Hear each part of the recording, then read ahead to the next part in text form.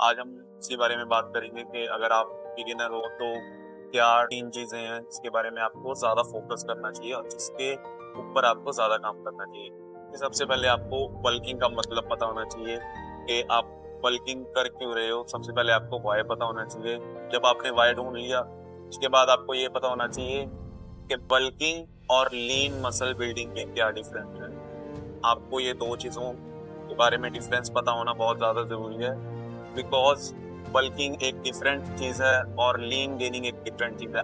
Like आप beginner हो, अगर आपको आपको करनी बल्किंग है और आप लीन गेन कर रहे हो, या आपको लीन गेन करना है आप बल्किंग कर रहे हो, तो आपको इन दोनों के बीच में डिफरेंस पता होना चाहिए।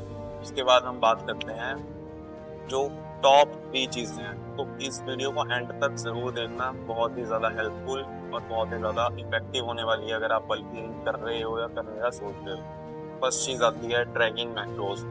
तो सबसे ज्यादा अनरेटेड चीज है अपने इंडिया में। कैलोरी ट्रैकिंग को बहुत ज्यादा प्रायोरिटी दी जाती है, बट अपने इंडिया में बहुत ज्यादा अनरेटेड सोचते हैं कि कितना कौन इसको करेगा, लाइक हम फूड खाएं और हमारी गेनिंग हो जाएगी, ऐसा नहीं है। और अब आपके माइंड में ये भी क्वेश्चन होगा कि यार पहले भी तो लोग गेनिंग करते थे या बल्कि करते थे, तब तो कोई ट्रैक नहीं करता था। तो जैसे जैसे टाइम के साथ रेवोल्यूशन आता है, वैसे ही फिटनेस इंडस्ट्री में भी रेवोल्यूशन आ रहा है। जैसे ह्यूमन के ऊपर स्टडीज इंक्रीज हो रही हैं, वैसे वैसे रिसर्चेस भी और ज्यादा मार्केट में आ रही हैं और एविडेंसेस के साथ आ रही हैं, जिससे कि हमें पता लगता है कि हाँ ये चीज सही है, ये चीज गलत है।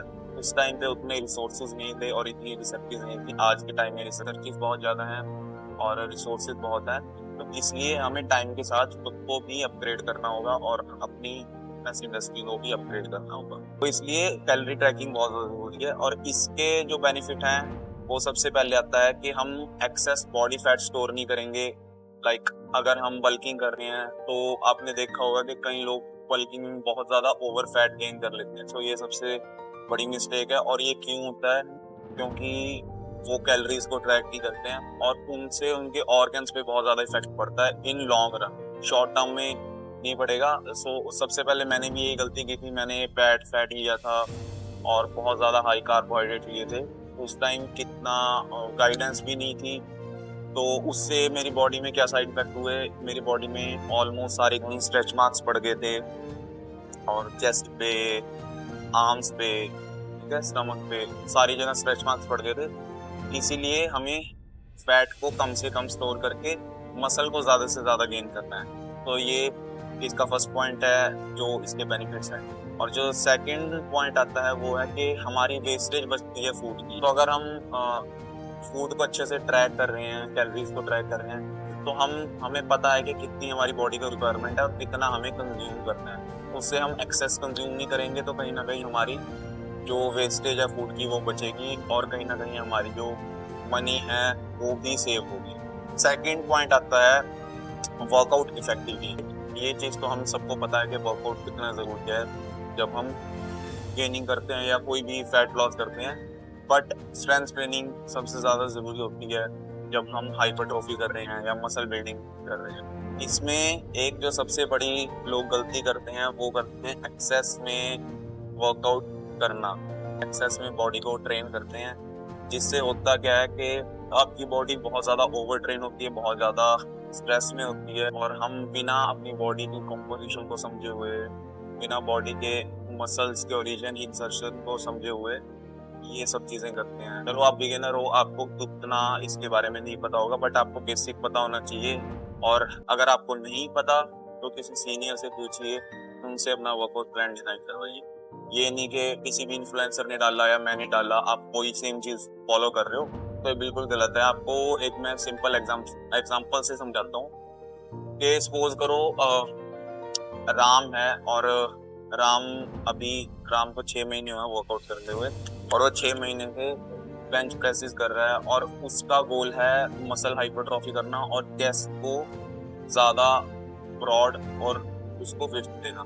बट वो बेंच प्रेसेस बहुत ज्यादा कर रहा है क्योंकि उसने किसी इन्फ्लुएंसर को देखा वो बहुत ज्यादा हैवी वेट से बेंच प्रेसेस कर रहे हैं। तो सेम राम भी यही चीज फॉलो कर रहा है 6 महीने से और उसे तो इतना रिजल्ट नहीं आ रहा है। तो इसमें राम की गलती क्या है? देखो, बेंच प्रेसेस स्ट्रेंथ ट्रेनिंग के लिए सबसे बेस्ट एक्सरसाइज है, अगर पावर बिल्डअप करनी है उसके लिए सबसे बेस्ट है। बट हाइपरट्रॉफी में इसमें कहाँ दिक्कत आती है कि जो रेंज ऑफ मोशन है वो कम होगी। सपोज करो आप बारबल को नीचे लेके जा रहे हो तो यहाँ आप स्टक हो जाओगे, इससे ज्यादा नीचे नहीं जा सकते, ठीक है। बट अगर हम इसकी जगह हम राम को सजेस्ट करें कि आप डंबल फ्लाई करो, ठीक है, फॉर ब्रॉडर चेस्ट। तो डंबल फ्लाइज में क्या है कि डंबल फ्लाइज में जो डंबल्स हैं वो आप ऑलमोस्ट पूरा स्ट्रेच कर सकते हो और चेस्ट को भी आप अपर लिफ्ट करके आप रेंज ऑफ मोशन बढ़ा सकते हो, जिससे कि मैक्सिमम मसल फाइबर स्टिमुलेट होगा और मसल फाइबर मैक्सिमम आपका है जो वो ब्रेक डाउन होगा। तो ये एक बिगेस्ट मिस्टेक है जो लोग करते हैं। और सेकंड चीज इसमें आती है कि ओवर ट्रेन नहीं करना है हमें किसी भी वर्कआउट को लेके। बिगिनर क्या सोचते हैं कि वो अगर उनकी बॉडी में अच्छा पंप आ रहा है तो उसके लिए वो और ज्यादा एक्सरसाइज करते हैं और ज़्यादा वर्कआउट करते हैं, बट वो उनकी रिकवरी डिले होती है। रिकवरी डिले होगी तो कहीं ना कहीं आपका मसल मास लॉस होगा, तो इस चीज़ का भी ध्यान रखना है। प्लस अगर आपकी डाइट ठीक है और आप वर्कआउट ओवर कर रहे हो और आपकी रिकवरी डिले है तो आपको रिजल्ट, आप 100% एफर्ट तो डाल रहे हो, आपको लग रहा है आप 100% एफर्ट डाल रहे हो, बट आपको रिजल्ट है वो 20% ही आएगा। इन सेम केस इसमें एक और पॉइंट आता है कि अगर राम वर्कआउट कर रहा है और वो डाइट अच्छे से नहीं ले रहा, ओवर ट्रेन कर रहा है, बहुत अच्छा वर्कआउट कर रहा है, हैवी इंटेंस वर्कआउट कर रहा है और उसकी रिकवरी भी डिले है, स्लीप नहीं बेटर है, उस केस में जो उसका मसल ग्रोथ होगा वो तो बिल्कुल भी नहीं होगा, बट उसकी जगह वो माइनस में चला जाएगा। लाइक उसका मसल श्रिंक होना स्टार्ट हो जाएगा, लॉस होना स्टार्ट हो जाएगा। तो फिर बच्चों को समझ नहीं आता या जो बिगिनर्स हैं उनको समझ नहीं आता कि क्या हो रहा है, फिर वो स्ट्रेस में आगे गिव अप कर देते हैं। तो किस चीज का भी ध्यान रखना है, वर्कआउट को स्मार्टली प्ले करना है, तो ये मेन की पॉइंट है, इसको ध्यान रखना है। स्ट्रेंथ ट्रेनिंग अच्छे से करनी है, अपने मैक्रोस को ट्रैक करना है और रिकवरी पे फोकस करना है। तो 3 पॉइंट हैं इस वीडियो में जो हमने डिस्कस किए हैं। तो अब आप लोग बोलोगे कि इसमें कुछ स्पेशल नहीं है या हमें तो कुछ इंटरेस्टिंग चाहिए था, but as a beginner initial stage में आपको कुछ स्पेशल चीज की जरूरत नहीं है। जितना आप बेसिक पे फोकस करोगे उतना आप लॉन्ग रन में सक्सेसफुल हो पाओगे और उतने ही आपको इफेक्टिवली रिजल्ट्स आएंगे।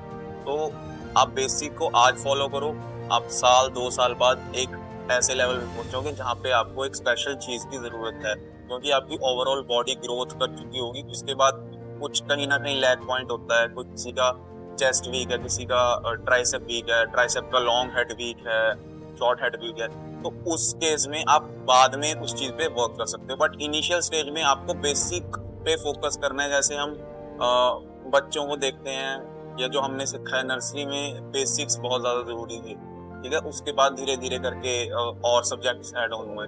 यही इसमें भी है, बॉडी बिल्डिंग में, फिटनेस में भी सेम ही चीज है। धीरे धीरे करके ग्रेजुअली हम ये सारी चीजें ऐड करेंगे, बट इनिशियल स्टेज में हमें बेसिक्स पे बहुत ज्यादा फोकस करना है। अगर आपको नहीं समझ आ रहा है कि वर्कआउट को कैसे ट्रैक करना है और कैलोरीज को कैसे मेंटेन करना है, तो कमेंट कीजिए। डिस्क्रिप्शन में मैं अपना व्हाट्सएप नंबर ड्रॉप कर रहा हूँ, आप मेरे को व्हाट्सएप पे डीएम कर सकते हो। मैं आपको डिटेल में आपकी कैलोरीज कंजप्शन बताऊंगा कितनी आपकी होनी चाहिए। नेक्स्ट वीडियो में मैं डेफिनेटली ट्राई करूंगा कि हम डिस्कस करें कैलोरीज को ट्रैक कैसे करना। आई होप आप सभी लोगों को ये वीडियो पसंद आई होगी। तो तब तक के लिए टेक केयर।